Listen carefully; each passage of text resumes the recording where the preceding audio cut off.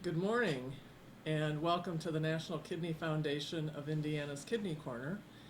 I'm your host, Dr. Wendy Kindig, and today we're going to be talking about kidney transplantation. And with me to discuss that is Dr. Tim Tabor. Dr. Tabor is the Director of Transplant Nephrology at IU Health.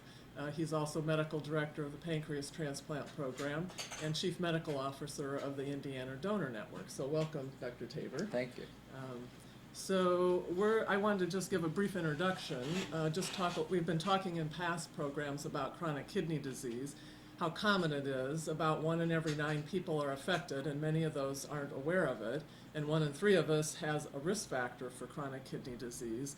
And we know it's important to diagnose it earlier to try to either slow progression or to reverse the process, because otherwise with progression you'll end up with chronic kidney failure, and the options for treatment at that point are either dialysis or transplant. So in the United States at the end of 2015, there were about 700,000 people with chronic renal failure, and of that, 200,000 had a functioning transplant. There's over 100,000 people currently on the wait list for waiting a kidney transplant. And unfortunately, there is a shortage of donors, and that has continued to be a problem, and the wait time for kidney transplant has now gone up to about 3 to 5 years. Unfortunately, during that period of time, some people are dying before they're able to be transplanted. So let's just start with the basics here in the beginning, Dr. Tabor, and just tell us a little bit about the procedure, because some people say, well, where are kidneys, and, where do you put it, and what happens? Well, first of all, we don't take anything out. We put a kidney in. So an individual has two native kidneys, 2 kidneys that are in there to start with, and then we put the third kidney kind of across the belt line. Okay. So you can see here kind of where it goes in. Okay, now what happens if that one fails and they get another one? Would you We put it in the same spot? We put it on the other side. Okay. So there are people who have had 2 transplants who have 4 kidneys. And if we have to do another one, then we'll take one of those kidneys out and put it in one of those spots. So still pretty much keep it down in the low pelvic area. Right. Actually, you can feel the kidney there? You can feel the kidney. There's a scar that's about this long that's right across the belt line. And you can, when you lie down and relax your abdomen, you can feel the kidney. It's about as big as your fist. But now our native kidneys, they're pretty well hidden. Yeah, they're back in the back. You can't find those unless you're intrepid. Okay.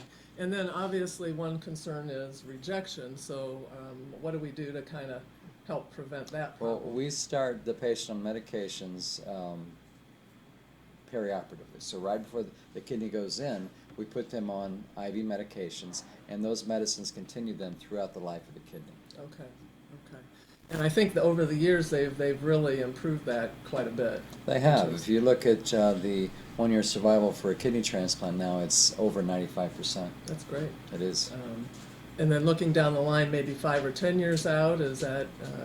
Well, the half-life, the point where the kidney is expected to fail, or I'm sorry, where half the kidneys have failed, for a living donor kidney now is projected to be about 32 years. That's great. And for a deceased donor, about 19 years. Now that's censored for death, so if the patient dies of a heart attack or something, they don't count. But as far as how long the kidney can last, they can last for years and years and years. Yeah.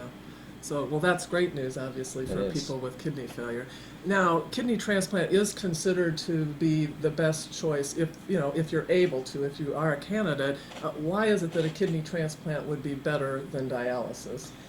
Well, if you look at life expectancies, on the average overall, your life expectancy is doubled if you're transplanted versus staying on dialysis. Yes. So longevity, and then of course dialysis is a process depending on the type that you have to do repeatedly. Sure. So I suppose quality of life, maybe the ability to. Sure. So it's both. Yeah. Okay. And how does somebody go about? Let's say somebody's kidneys are failing and they know that's coming up. What do they have to do, or how do they qualify for a kidney? What process do they have to go through for that? Well, the first step is to see a kidney doctor. So the patient goes to see a kidney doctor who is then referred to a transplant center.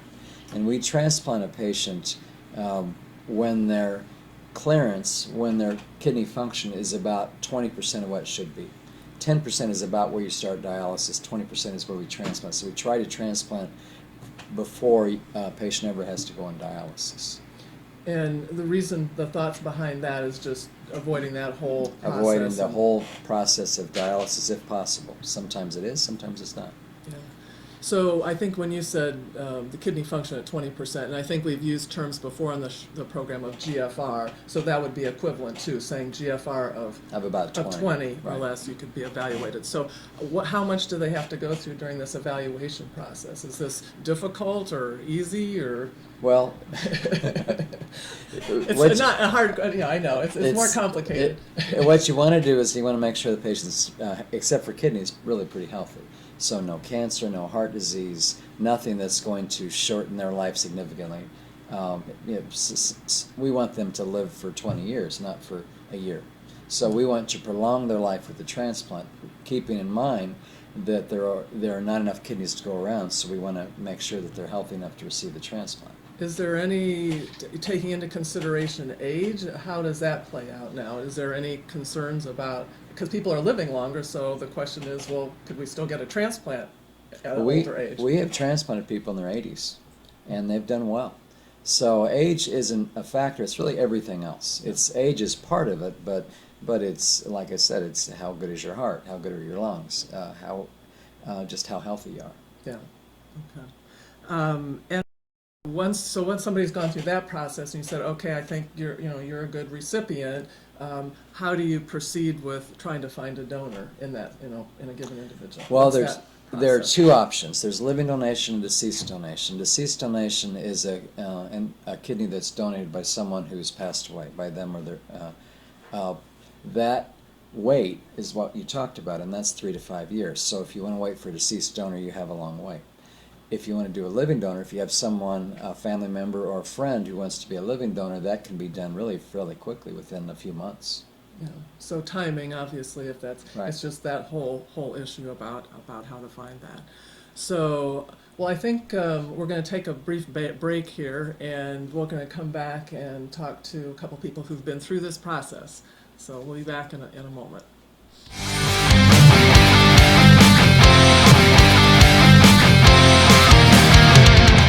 You know, when Margaret and I decided to sell the old estate here, we had only one choice in signage.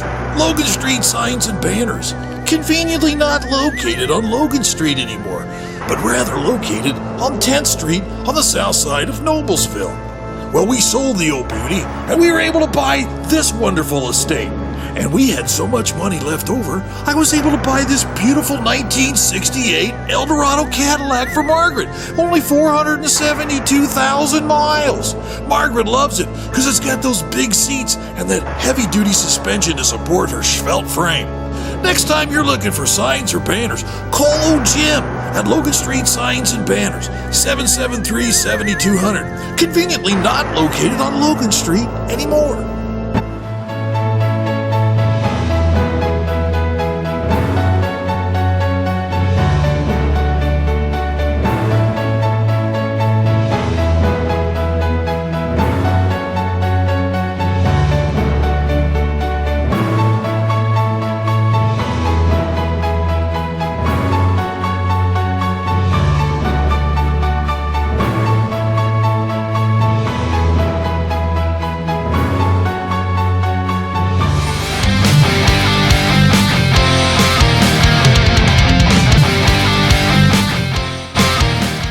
Welcome back to the Kidney Corner. Today we're talking about kidney transplantation, and in this segment I have two people with me that I'm very pleased to introduce you to. Mary Liddell, who's been a kidney transplant recipient. Welcome, Mary. And Teresa Cassi, who is the donor. So we talked a little bit in the first segment about just some general things about transplantation and how you get a kidney. And I think in the early days of transplant, we were using mostly related donors, but now we seem to have been able to expand that through both new medications and better tissue typing and all that. So Mary and Teresa have a special story to tell us about a life-giving gift from a friend. So I'm going to start with Mary and just kind of tell us a story about the story, or maybe it's not so much a story, it's a true life thing, about a little bit about your kidney disease and what happened to you early on. Back when I was in my late 20s, I started having a lot of medical problems and was diagnosed with a form of vasculitis, Wegener's granulomatosis. Don't ask me how to spell it. And it's affected my upper airways, my lungs, and my kidneys. And over the years, I've gone through a lot of autoimmune suppression drugs and trying to keep that under control. But every time it would flare, it beat up my kidneys more. Back in 2012, I think, my local nephrologist in South Bend let me know that I was getting down to a level where I'd have to consider dialysis. I was about 16%, I think. Okay. And so I deathly afraid of needles and hate blood. So I thought, what am I going to do? So my husband and I spoke about it, and we just kind of waited and said some prayers and held off trying to decide what we were going to do. So were they getting you ready for Well, they dialysis at sent me that to point, or a you couple still of the had time? classes, and I listened. And then I went back up to visit with one of my specialists that I've been seeing up at Mayo Clinic, and she sent me to a nephrologist up there, and they said, you've always had this smoldering problem. You still have a little more time to make a decision how you want to proceed. Yeah. So we So, stepped back yeah. a little bit. So once you decided that for you, the best option was transplant, how did you go about trying to find a donor or even ask? Because obviously that's a very difficult situation. Well, to it be took in. us about 2-3 months, and my husband Tom and my girls Bridget and Ruth sat down, and we thought, we have a good network of friends and family. We'll send out a Christmas card in the middle of the summer. So what we sent out, you can see on the slide, it's a picture of us. We always have Christmas cards with some kind of funny picture on it. And I superimposed the Your Kidney here on here and said, be a part of our next family photo, and sent them to a link that I had created on the Caring Bridge website that explained my situation and my need for a donor, and gave the donor contact at IU to start the process.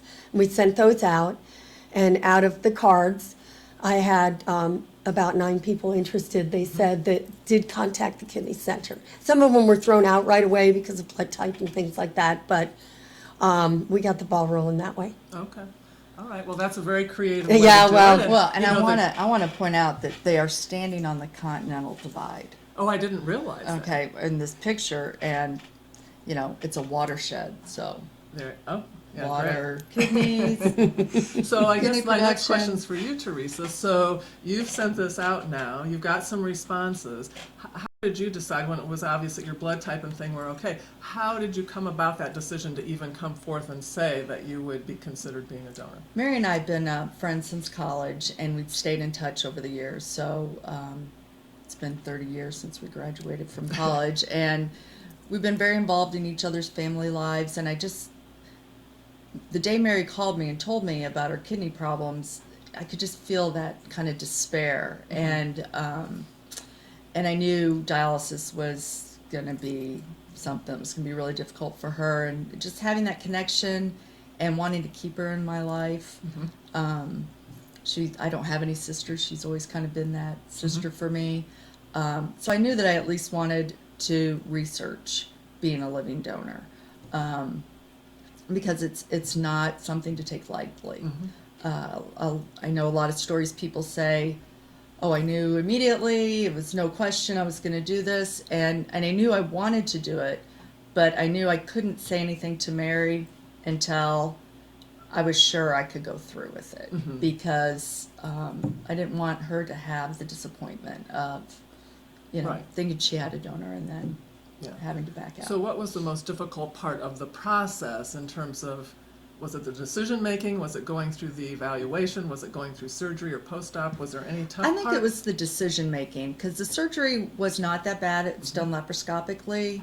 I was off my pain meds in a week, so my recovery, while it took me a while to regain stamina and endurance and energy, the recovery, I had a good support system at home. That part wasn't bad, but knowing that you are having elective surgery and even though you're saving someone's life, you're putting your own life at risk, even though the chance is very, very small Right. that there would be complications. It's still something you need to consider. It's a serious decision to make.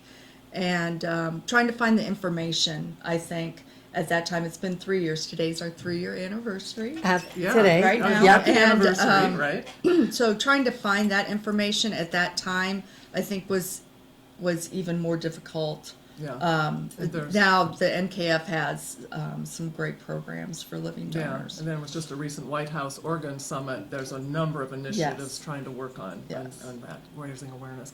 So for you, what was the toughest part? Was it going through surgery? Was it? No, the surgery, I had a C-section. It's not quite the same, but I was used to that kind of discomfort. The hard part was waiting, Yeah. was trying to understand if we were going to find someone or not. So I guess I do have a picture of just before. We met with Craig and Teresa about a week before in French Lick, Indiana, on a little vacation, but just to make sure that they both understood that it was all right if they couldn't, if Yeah. Teresa felt she couldn't go through with it, or if the family really was worried about it. Yeah. And then we have a picture just before surgery, and I really like these T-shirts. I don't know if you can see it up there, but it said, "I am the recipient, and I am the donor." And that's a little stuffed kidney that Yeah, I right. got as a gift, and I gave it to her that day to replace the one To that I got. replace. Yeah. So, yeah. Now I guess there were some other gifts or something about a story about some bracelets. I Yes. see you have your walk T-shirt. Yeah, we have our walk for your T-shirt. kidney walk. We T-shirt. named the kidney Sherry. I know you can't see this, but it says Teresa to Sherry to Mary, and that's the kidney. We named her Sherry because we share it. Ah, excellent. Well, I'm not giving it back. When I knew she was getting tested, I had this bracelet made. It's a charm bracelet of all the things that we've done together. And I found on the internet, and I know you can't see it from so Yeah, far I have away, one that matches. a little tiny kidney. Uh-huh. And I gave that to her, but we both have these same bracelets. And I sent her a note and said, let's go ahead and we're going to add more charms to this now. So now I'm going to cry. Well, that's quite all right. Go right ahead, because I'm going to ask Teresa. So, what suggestions would you have for encouraging other people to become a donor, whether it's living or deceased? And we're going to talk a little bit more about that in the next setting again Well, with Dr. Tabor. Being a deceased donor, in my opinion, it's easy. You don't need your kidneys or your lungs or your other organs after you pass on. You can help, I believe it's 55 people by being a deceased donor. You can donate 8 major organs. So that part's easy. It's just having that conversation with your family before something happens, so that they're not making that decision at a really critical time.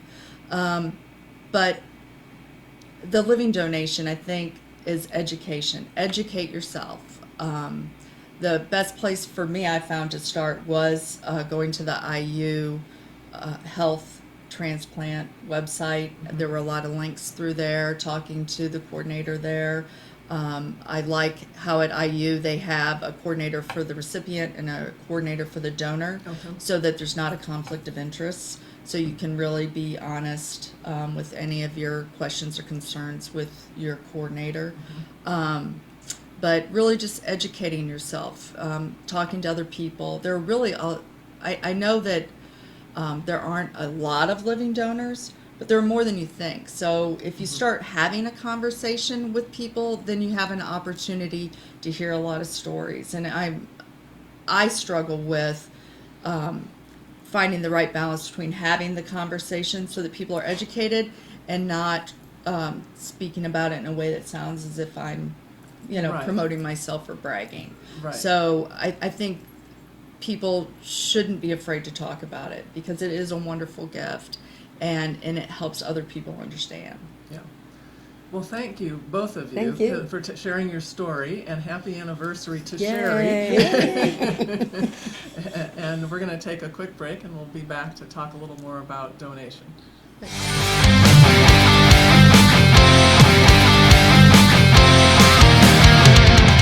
You know, when Margaret and I decided to sell the old estate here, we had only one choice in signage. Logan Street signs and banners. Conveniently not located on Logan Street anymore. but rather located on 10th Street on the south side of Noblesville. Well, we sold the old beauty, and we were able to buy this wonderful estate. And we had so much money left over, I was able to buy this beautiful 1968 Eldorado Cadillac for Margaret. Only 472,000 miles. Margaret loves it because it's got those big seats and that heavy-duty suspension to support her svelte frame. Next time you're looking for signs or banners, call old Jim at Logan Street Signs and Banners, 773-7200. Conveniently not located on Logan Street anymore.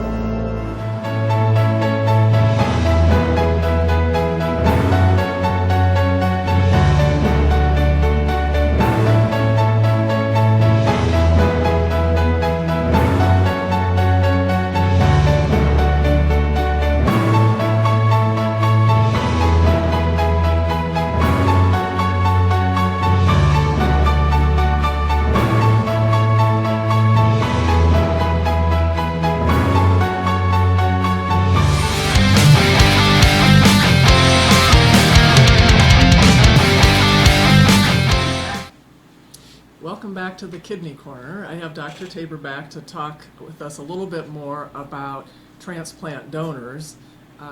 Currently, there's two options for receiving a kidney transplant. We've already mentioned them briefly. There's a deceased donor or a living donor. Of approximately 18,000 transplants are done a year in the United States, and 2/3 of those are come from a deceased donor and 1/3 from living donors. So, Dr. Tabor, tell us a little bit about the process, how you can become a potential donor, a deceased donor, and then a little bit more about what happens when, Sure. events unfold. Well, as was discussed in the last segment, it's important to talk about this decision with your family so that your family isn't asked on this day when that decision has to be made if you want to be a donor.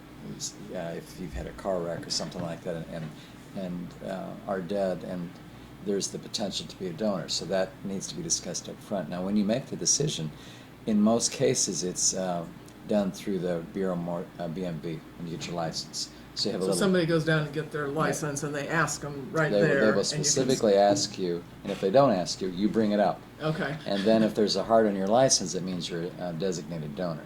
Now, there are other ways to do it, but that's far and away the easiest. So what other way could you do Facebook, it? you can do it on Facebook, for instance. Oh, you just can, you post can and say, say I- you can there's a little link in Facebook that you can say you're a donor. So there are other ways to, and different states have different ways to do it, but in Indiana, far and away the easiest is the BMV.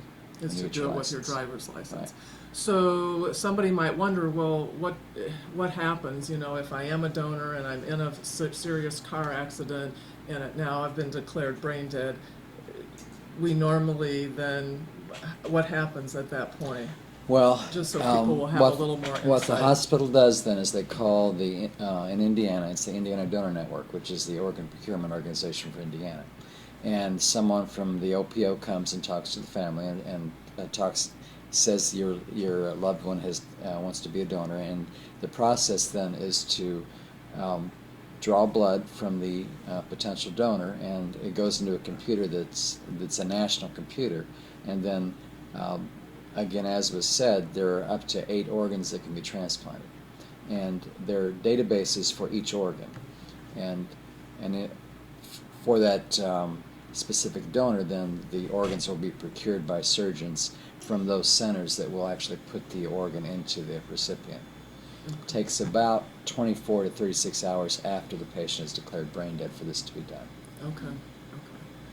So it sounds like there's lots of contact with family and discussion and just being absolutely sure that that's what the individual wanted, but that's another reason to be sure it's on your driver's license or on Facebook, or that your family knows and understands why you want to do Exactly right. that. So going on to living donors, obviously that's, if it can happen, it's better because you can time it and you can get it done sooner and you don't have the long wait. But obviously, if being a patient and thinking my kidneys are failing and then taking that next step to go in search of a living donor seems like a very difficult step, for the individual. So I guess the question is, how is it accomplished? How is that part done? And then once the decision's made, how is that evaluation process and what Well, goes from there? Going from there? first of all, I think it's important to understand that if you donate a kidney to someone, you actually get two people transplanted, because you get that individual transplanted and you get the person that somebody else will get the kidney that that person would have gotten. So rather than wait 3 years, they get transplanted today, and if they waited 3 years, in 3 years they would have gotten a kidney. Well, that kidney goes to somebody else who doesn't have a living donor. So really, every living donor gets two people transplanted. Once they make, I think the hardest part, honestly, is to approach people. And I tell people to make it a joke. Walk up to somebody and pat them on the back, and they'll say, what are you doing? And they'll say, well, I need a kidney. That one looks good. I'll take the other one, but I'd really like the right one. And make it lighthearted, and just to let people know, as many people as you can, that you need a kidney. And you only have to have one person say yes. And in this country, most people that donate are not blood relatives to the recipient. Anymore. I think in the beginning. And the more, you're right. In the beginning it was, but not anymore. And the reason we're able to do that, because, as opposed to just the immediate family that really are such a close match, how have we been because of able the medications we have. The medicines have come so far, the immunosuppressants that have come so far, that we can really now make almost any kidney work. So what has to match? Blood types should match, but they don't have to match. And we can do swaps. We can do what's called pair donation, where you have two people over here and two people over here, and their blood types don't match, so we just do swaps. So there are a lot of options. As long as the person is healthy and has two kidneys and is willing to do it, we can almost always make something work. Yeah. So if, let's say, I'm going into kidney failure and I have a good friend and they want to donate me a kidney and they don't match, but they still really would like to see me get a kidney, then you search within your nationally, or your. Well, we've searched within the center, which What's the center? Okay. And then regionally, then nationally, and there are three databases we use, and essentially these are databases of couples just like that, pairs who want to donate but can't, don't match, and then they just do swaps. So, and I know there's a number of initiatives now that I think I mentioned the White House Oregon Summit, which met earlier in June. There were a whole variety of initiatives. I know somebody was getting an app called Organize that was going to start organizing through this app.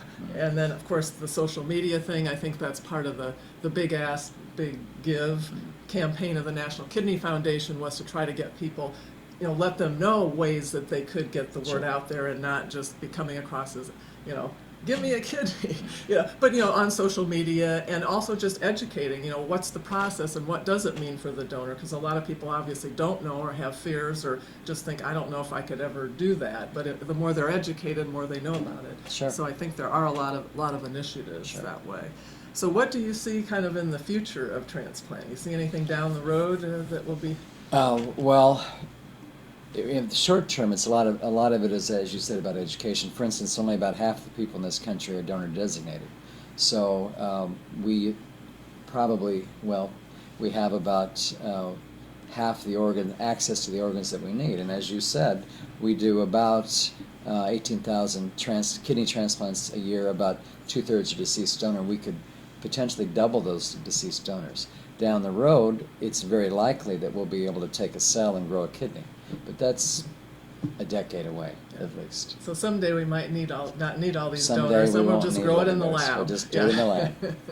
And may not need all those drugs to suppress your immune That's system exactly and right. all that. So, well, that's way down. Yeah, that's That's a day or out two there. away. So, anyways, well, thank you for joining me today, Thank you. Dr. Tabor. It was very informative, and I did want to just end real quickly and mention the gala upcoming in October. That's the Kidney Foundation of Indiana's big fundraising event. It's a lot of fun. We're honoring Dr. Sharon Andrioli this year, a pediatric nephrologist from Riley. You can get more information through us and through Abby Moore, who's kind of heading up that this year. And I have her contact information. And then just lastly, if you have any questions or comments, there's all kinds of ways you can reach us. So see you next month.